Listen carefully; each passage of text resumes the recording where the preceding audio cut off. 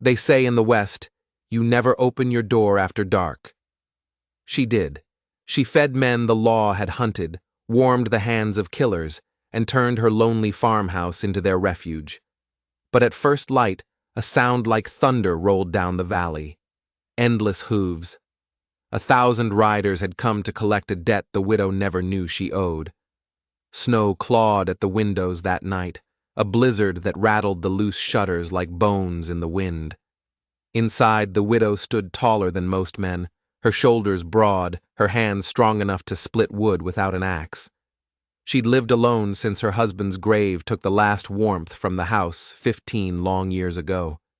The townsfolk called her cursed, a giant freak too big for any man's arms, too strange for God's blessing.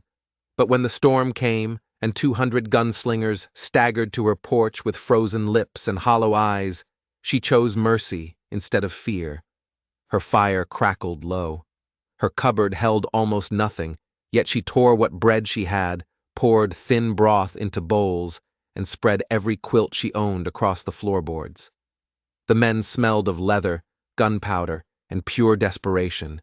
Tattoos climbed their necks like briars. Scars lived where laughter once did. They filled her small farmhouse until the very walls creaked, and still she let them in. Some muttered thanks with cracked voices. Others only stared, their eyes suspicious that kindness could come from anyone in this God-forsaken world. Then the coughing started. A young rider, couldn't have been more than 20, bent double near the fire, gasping like a fish thrown on dry land. A ripple of panic went through the room. Men reached for him, others just cursed the cold, but the widow stepped forward, her heavy shawls slipping from her shoulders. Her hands, worn but steady, pressed to his chest, then to his brow. She brewed honey with hot water, eased his breath, and barked orders like a general until a dead silence fell over the room. 200 stone-cold killers obeyed her as though she were the law. For a moment, they saw her not as a freak, not as a widow, but as something stronger. A mother who had no children, a wife who had no husband, yet carried in her bones a power they couldn't possibly name. She saved the boy. His breathing slowed, his eyes closing soft against the storm's rage. And with that, the fire burned brighter, but whispers began to coil in the dark corners. 2 riders with eyes like chipped flint leaned close to each other. "What's her play?" one murmured, his voice a low hiss. "Nobody feeds men like us without wanting something back." The other just shrugged, but his hand never strayed far from his pistol. The widow heard them. She heard every word, though she kept her eyes on the kettle. She knew the risk. Opening her door meant opening her life to a kind of danger she couldn't fight. But she also knew what her Henry once told her on their wedding night. Mercy, he'd said, is the only thing a man can't repay with bullets. The hours dragged on. The storm howled like a pack of wolves at the door. The men slept in shifts, their boots lined up by the hearth, revolvers always within reach. The widow sat in Henry's old chair, watching the flames spit against the stone, hearing the deep whisper of her own loneliness break for the first time in years. For once, her silence was not empty. Then came the stillness. Not the quiet of sleep, but the kind that presses down on your chest right before the world shifts on its axis. A deep rumble rose through the floorboards, so low it rattled her teeth. Every man in the room jerked awake, their hands flying to their belts. Cups trembled on the table. The snow outside fell silent, as if the earth itself was holding its breath, listening. She pulled back the worn curtain. Her heart staggered. On the ridge above her valley, lantern lights flared in a long, unbroken chain. 1 became 10. 10 became 100. 1,000 flames moving, alive, descending toward her. The sound swelled. Hooves, endless hooves, pounding the frozen earth in perfect, terrible unison. The riders of perdition had come. The farmhouse walls shook. Horses snorted outside, their steam rising like ghosts in the pre-dawn gloom. Steel glinted in the first pale light of day. The yard filled, then the road filled, then the very horizon filled until her lonely home sat at the heart of a silent, waiting army. 1,000 riders circled her property, their black coats snapping in the wind, their faces hidden in the deep shadows of wide-brimmed hats. The widow clutched the doorframe, her breath fogging the cold glass. Behind her, the 200 men she had sheltered stirred in absolute silence, their faces pale with something deeper than fear. They knew exactly what this meant. The riders of perdition never gathered without a purpose, and now they had gathered for her. Dawn cracked, pale and merciless, over the valley, painting the fresh snow in silver fire. The ground shook as though the earth itself had a heartbeat, steady and unrelenting. 1,000 riders hemmed her farmhouse in a perfect circle, their black horses snorting steam, their rifles slung low like waiting thunder. These were not men who passed quietly. They came like a storm, and they left nothing but ash. Yet here they stood, silent. Every single gaze fixed on the giant woman framed in her own doorway. Inside, the 200 gunslingers she had saved from the cold rose slowly to their feet. Boots scraped against the wood floors, pistols shifted in their holsters, hands hovered near belts. Some whispered curses under their breath, others just stared at the floor, unwilling or unable to meet her eyes. They knew what the dawn had brought. 1,000 against 200. Odds that didn't just mean a fight, odds that meant a grave. The widow felt every one of their stares burning into her back. She was tall enough to fill the doorway, broad enough to shadow the morning light, but in that moment, she felt as small as a child. Her heart rattled like a loose shutter in the wind. Still, she didn't step aside. She had opened her door in mercy. Now she would stand in its frame in defiance. A single rider broke from the circle. His horse was black as tar, its mane whipping wild in the wind. He rode slow, his boots heavy in the stirrups, a long coat dragging over the snow. The brim of his hat shadowed his face, but his presence alone struck like a bolt of lightning. The sea of men parted for him, as if he were not just their leader, but their law. The circle tightened, and the air grew sharp enough to cut. Behind her, one of the gunslingers she'd sheltered spat on the floor. "They'll burn us out," he hissed. "Best give her up. Maybe they'll let the rest of us live." The words were met with a heavy, accusing silence. The widow turned her head just enough to catch his eyes. He looked away, ashamed. No one else spoke. The lead rider drew closer until his horse's breath fogged right against her cheek. He didn't raise his gun. He didn't shout. He simply sat tall on his horse, studying her with eyes like dark, cold iron. When he finally spoke, his voice was low, but it carried over the entire field like the roll of distant thunder. "These men ride for me," he said, his gloved hand sweeping behind him toward the 1,000 waiting in silence. "And last night, you saved their lives." The widow's breath caught in her throat. She felt the floor tilt beneath her feet, as though she had just stepped into a dream. The 200 men inside shifted uneasily. One whispered, "What's he mean by that?" Another cursed softly, but no one dared interrupt. The leader dismounted, his boots sinking deep into the new snow. He walked forward until he stood at the bottom of her steps, close enough for her to see the scars carved into his face, the weariness etched in the lines around his mouth. He lifted his chin just slightly, and for the first time she saw it. Not menace, not greed, but something that looked dangerously close to reverence. "You think you fed strangers," he said, his voice softer now. "But these are my brothers, every last one, and there are debts in this world that can't be ignored." The widow's throat tightened. She remembered Henry's words again, clear as a bell. Mercy's the only thing a man can't repay with bullets. Yet here she stood, her porch trembling under the weight of 1,000 hooves, the whole world watching, waiting. She had no weapon, only her height, her voice, and the fire in her hearth. She whispered back almost without breath, "What debt could men like you owe to a widow like me?" For a long moment the leader's dark eyes softened. He leaned forward, his voice dropping to a near whisper, meant only for her. "Years ago, a young man came to this very door. Frozen, forgotten, bleeding out. You gave him food. You gave him a blanket. You gave him a place to breathe. Last night, in that house, you saved him again." He paused, and the world seemed to stop spinning. "That young man," he said, "was my son."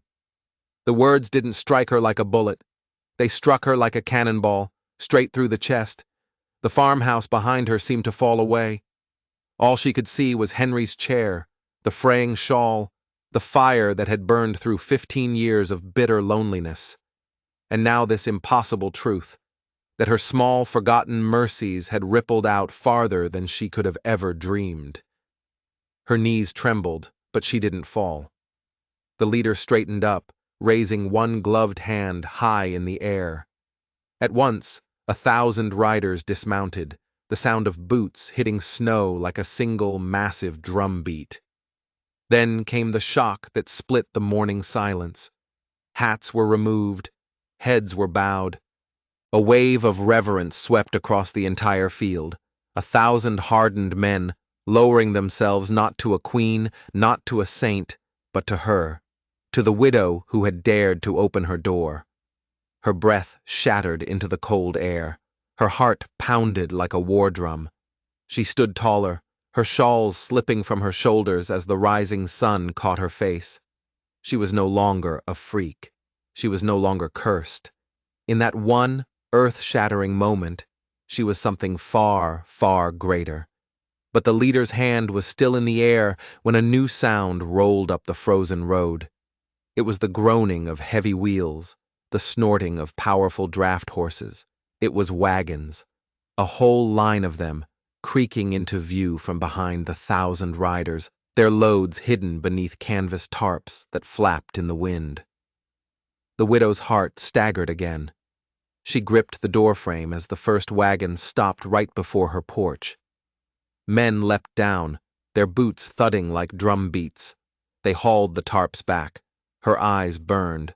Bundles stacked tall, sacks of flour, barrels of beans, firewood chopped and neatly bound, shingles cut perfectly to size. She had lived 15 winters waiting for the bank to take her land, waiting for loneliness to kill her before hunger did. And now, in one single morning, her yard was filled with enough life to build a new world. She wanted to speak, but no words came. Only a trembling, ragged breath. Around her, the 200 gunslingers she had sheltered stood perfectly still, their faces stripped of all their swagger, their eyes wide with something they hadn't felt in years. Shame and awe. These men had thought they'd found a simple refuge to use for the night.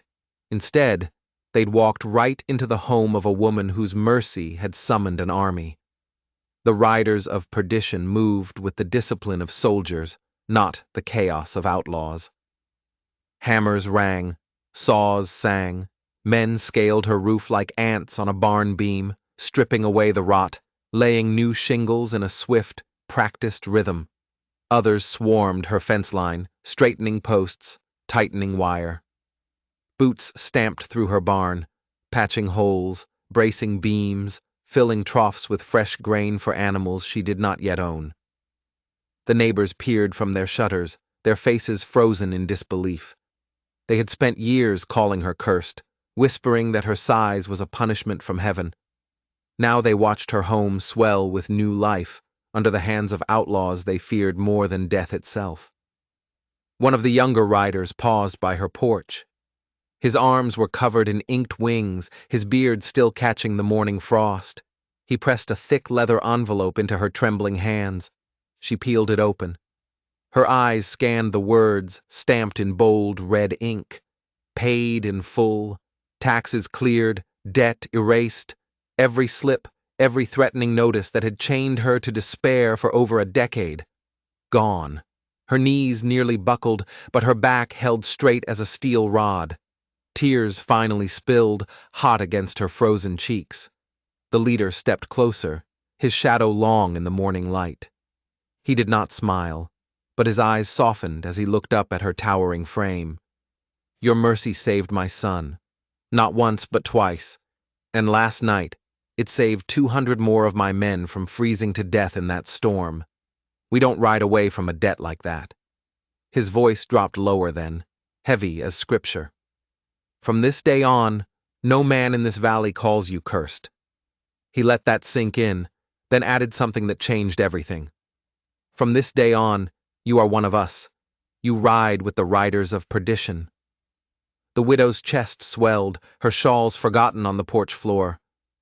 For the first time in her life, she didn't feel too large for the world.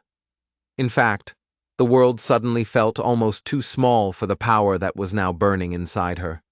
But just as she looked out at the horizon, at the endless line of men working in her name, a sudden cold thought hit her. 200 of his men? The ones inside. They weren't his. They were strangers, lost, frightened. They didn't have the same look, the same bearing as the 1,000 outside. They were scattered, desperate. These men outside were an army.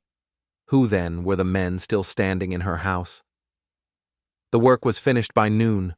Her house stood proud, the barn reinforced, fences straight as arrows, windows gleaming like mirrors in the sun. Thick, rich smoke curled from her new chimney. She stepped onto her porch, the boards strong and solid beneath her feet, and before her stretched the riders, mounted once more, 1,000 horses stomping in perfect, restless unison. The leader gave a single nod. One by one, they rode past her porch, a river of black leather and steel.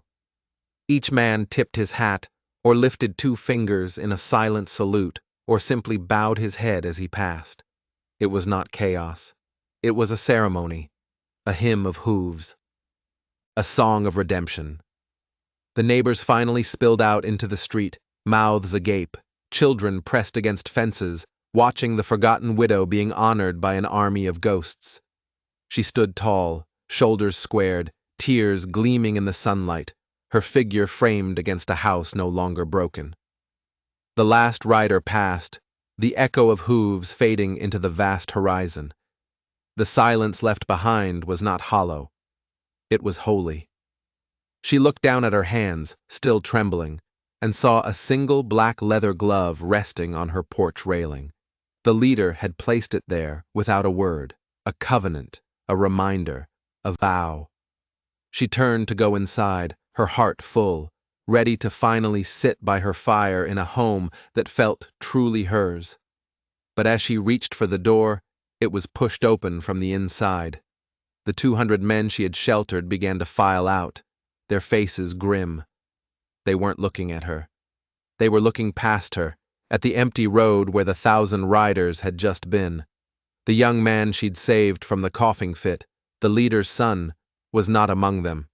He was still inside, by the fire, watching her. But the others. Their posture had changed. The fear was gone. In its place was a hard, cold calculation. One of them, a man with a jagged scar across his cheek, stepped forward. "Quite a show," he said, his voice dripping with something that wasn't gratitude. "Looks like you got some powerful friends, widow." He took another step, his men fanning out behind him, slowly forming a semicircle around her on her own porch. "We thank you for the roof, but now we'll be taking those supplies." The widow froze. The warmth of the morning vanished, replaced by an icy dread. These men weren't lost stragglers. The way they moved, the way they looked at her now. They were a pack, and she had just invited them into her den. "Those supplies," she said, her voice low and steady, "were a gift." The man with the scar laughed, a harsh, ugly sound. "And now they're a gift to us. We were running from the riders of perdition when that storm hit. Looks like their leader owes you one. That means we can't hurt you." He smiled, a terrible, predatory grin. But it don't mean we can't take what's yours. We'll be gone by nightfall. Don't try to stop us." Behind him, his men started walking toward the newly stacked piles of flour and firewood. Her home, rebuilt by Grace, was about to be picked clean by jackals. Her heart hammered against her ribs. The 1,000 riders were gone. She was alone. Alone with 200 thieves. But she wasn't alone. From inside the house, a voice cut through the tension. "I wouldn't do that if I were you." The leader's son stepped into the doorway. He looked pale, and he was still weak, but his eyes burned with a fire that matched his father's. The man with the scar turned, sneering. "Stay out of this, boy. This ain't your fight." "You're in her house," the boy said, taking a shaky step forward. "You ate her food. You warmed yourselves by her fire. Everything you see here belongs to her." The scarred man took a threatening step toward the boy. "Your father and his army are long gone. There's no one here to save you." And that's when the second twist of the knife came, a twist so sharp it took the breath from her lungs. The boy smiled, a slow, cold smile that did not belong on a young man's face. "Oh, he's not gone," he said softly. "He never leaves a job unfinished." As he spoke, a single clear horn blast echoed from the ridge, then another, and another. The scarred man's head snapped up, his face draining of all color. The widow turned, her heart pounding. On the horizon, where they had disappeared, the 1,000 riders had reappeared. They weren't riding away. They were riding back. And this time, they weren't carrying hammers and shingles. They were carrying rifles. The 200 gunslingers on her porch froze like statues, their faces masks of pure terror. They were trapped, caught between the boy in the doorway and 1,000 charging horsemen. The ground began to shake again, the thunder of the hooves growing louder, closer, a promise of absolute annihilation. The scarred man stared at the boy, his eyes wide with disbelief. "This was a trap," he whispered. "The storm. You drove us here." The boy's smile widened. "My father doesn't believe in chance. He believes in debts, and the debt you owe him is long overdue." He looked from the scarred man to the widow, and in his eyes she finally saw the full, terrifying truth. "These men," the boy said, his voice ringing out over the roar of the hooves, "are the Black Creek Gang, the men who ambushed my mother and left her to die 5 years ago." The world spun. The mercy, the reverence, the rebuilding of her home. It was all a stage, a beautifully crafted trap. She hadn't been a recipient of grace. She had been the bait. Her small act of kindness had been twisted into an instrument of perfect, calculated vengeance. The riders of perdition weren't here to repay a debt of mercy. They were here to collect a debt of blood. The thunder of hooves became a deafening roar. The 1,000 riders didn't circle this time. They formed a solid wall of horse and steel at the edge of her property, blocking any chance of escape. The air crackled with tension. The scarred man, the leader of the Black Creek Gang, and his 200 men were pale as ghosts. They were dead men walking, and they knew it. The leader of the riders rode forward once more, stopping just yards from the porch. He dismounted, but this time his movements weren't slow and respectful. They were sharp, lethal. He walked to the bottom of her steps and looked past her, his iron gaze fixed on the scarred man. "Jared," he said, his voice flat and cold as a tombstone. "You took my wife from me. You left her in the dirt. I told you I'd cross hell itself to find you." Jared swallowed hard, his hand twitching near his gun. "This ain't right, Marcus. Using a woman. Setting a trap like this." Marcus's gaze didn't waver. "You know nothing about what's right." He then turned his eyes to the widow, and for the first time, she saw a flicker of something that might have been regret. "Ma'am," he said, his voice tight, "I apologize for the deception. But these men, they are animals. They deserve no mercy." My son was telling the truth about one thing. You did save him years ago. That debt is real. Everything we did for you today is real. But this is a different kind of business. He was giving her a choice. Stand aside. Let justice, his brutal kind of justice, be done. Her mind raced. She looked at the 200 terrified men cowering on her porch. They were killers, thieves. They had intended to rob her just moments ago. They deserved whatever was coming to them. But they had come to her in a storm. She had given them shelter. She had given them her word, unspoken but absolute. Under her roof, you are safe. Her husband's voice echoed in her head again. Mercy is the only thing. She took a deep breath, her giant frame seeming to grow even larger, filling the entire doorway. She stepped down one step, placing herself between Marcus's army and the Black Creek gang. No, she said. The word was quiet, but it landed with the force of a physical blow. Marcus stared at her, his face a mask of disbelief. What did you say? I said no, she repeated, her voice stronger now, ringing with a power she didn't know she possessed. You came to my home to repay a debt of mercy. You cannot do it with vengeance. Not here. Not on my land. Jared and his men stared at her, their expressions a mixture of shock and confusion. Marcus took a step forward, his face hardening. Ma'am, with all due respect, this has nothing to do with you. Stand aside. It has everything to do with me, she boomed, her voice now echoing across the silent yard. You used my home. You used my kindness as your weapon. You turned my fire into your forge of revenge. That makes it my business. She planted her feet, a mountain of flesh and resolve. These men are under my protection. A murmur went through the 1,000 riders. Marcus was speechless. He had planned this for 5 years. He had hunted these men across 3 territories. And now, the one person he owed an unbreakable debt to was standing in his way. They are murderers, he finally growled. And I am a widow, she cried out, the pain of 15 lonely years pouring into her voice. I know what it is to lose someone. I know what hate can do to a person's soul. It hollows you out until there's nothing left but the wind whistling through your bones. I will not let my home be a place of slaughter. The tension was unbearable. 1,000 rifles were aimed at 200 men, and a single unarmed woman stood between them. The fate of every person in that valley rested on her shoulders. Marcus's hand fell to the handle of his pistol. His jaw was clenched so tight it looked like it might crack. He had come to deliver justice. He had come to end his pain.